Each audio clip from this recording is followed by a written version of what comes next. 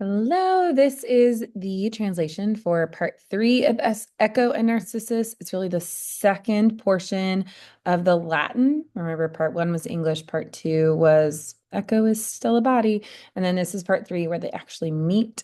It's the third labeled as part three in your packet. Okay, the boy, that's your subject, and we're referring to Narcissus here. So the boy, by chance, having been led away from a faithful battle line, those are both ablative, from a faithful battle line of friends. I think they're using battle line here. My phone is ringing. How embarrassing is that? I think they're using the word battle line here because they are hunting. I don't think that they're in war. I think they're just hunting in the woods.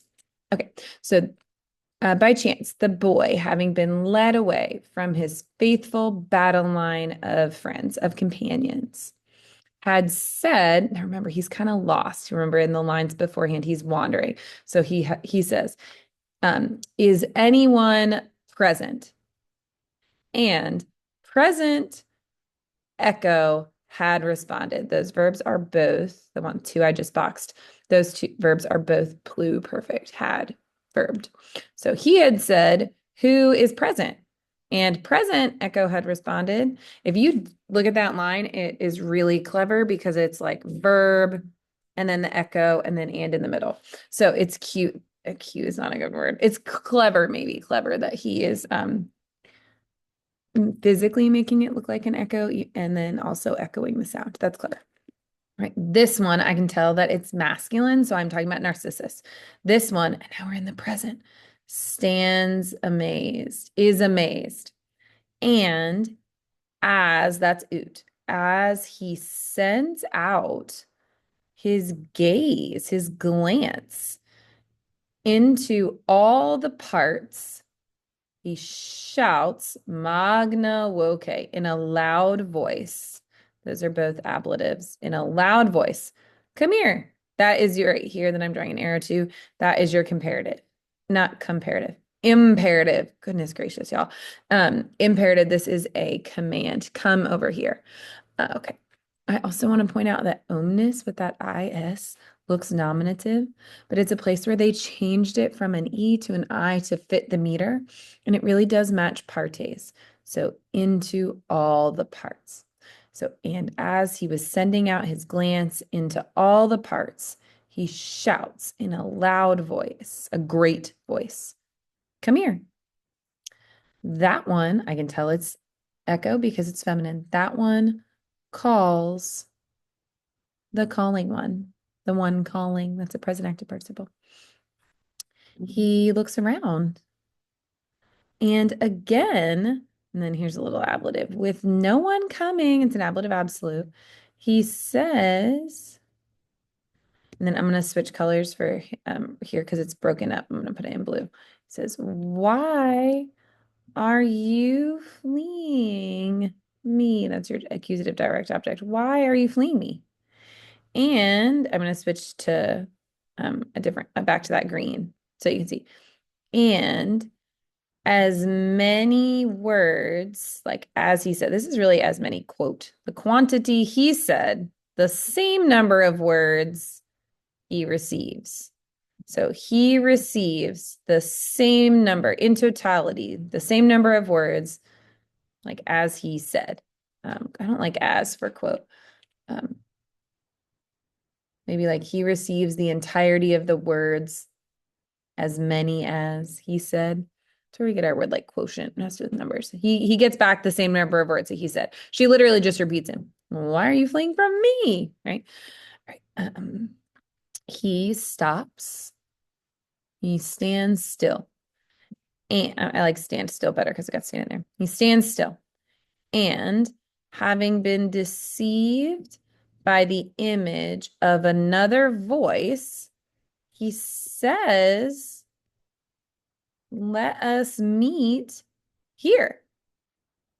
And not ever more freely, that's a comparative adverb, and not ever more freely, about to respond to the noise, echo, that's your nominative, gives back, let us meet.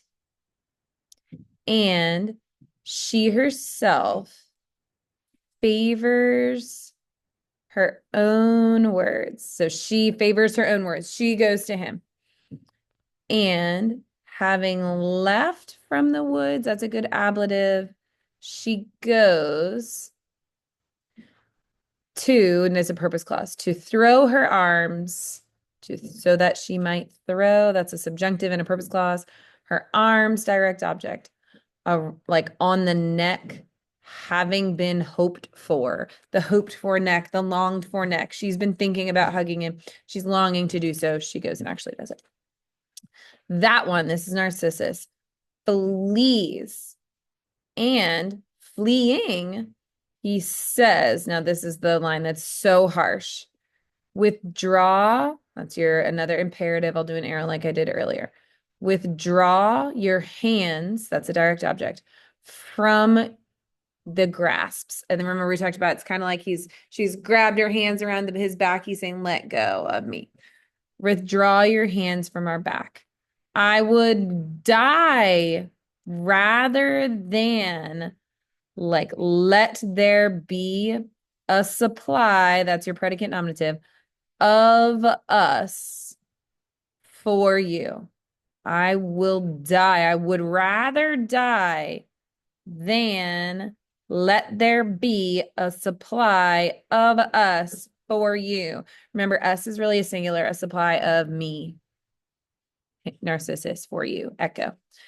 That one, here's your subject, says back nothing except let there be a supply of us for you. So he says, I'd rather die than give you access to me. And she's like, I would love to give you access to me, right? That's what it's ran at. Let me do that. And then let me erase really fast so we can actually read it. All right. Now, this is where I think that she overreacts. We talked about how she almost acts like she has depression. She very much wants him to have responded differently, and she takes it really, really hard. Okay, so having been spurned, that's your subject. Having been spurned, she having been spurned, lies hidden in the woods. And full of shame, she protects her mouths, it's really just one mouth, it's a poetic plural, with leaves. And, excuse me, she lives ex illo, that's a little phrase that means like from then on, in lonely caves. Remember, the caves aren't lonely, she's lonely.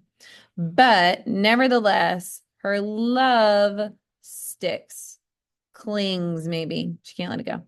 And she grows from the grief of rejection. Looks like repulse of rejection.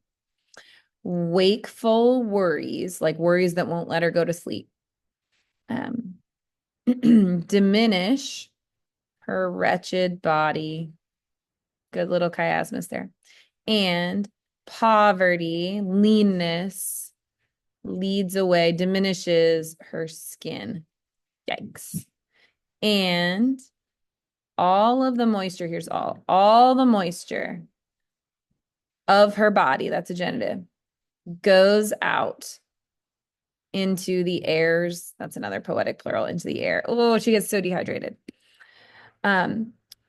Only her voice and the bones, that's your subject, her voice and the bones remain. Her voice stays. Her voice stays. Sorry. Her voice stays. They say, now this is introducing an indirect statement. So your subject is accusative right here. So they say that her bones dragged out the figure of a stone. That's an indirect statement, accusative, subject, infinitive verb. Then she lies hidden in the woods, and she is seen on no mountain. She is heard by everyone. They're describing an echo, right? She lives in these caves. She doesn't look like anything. She's wasted away. She's seen nowhere, but she's heard everywhere. There is a sound which lives in her. What a good one. All right. Good job, guys.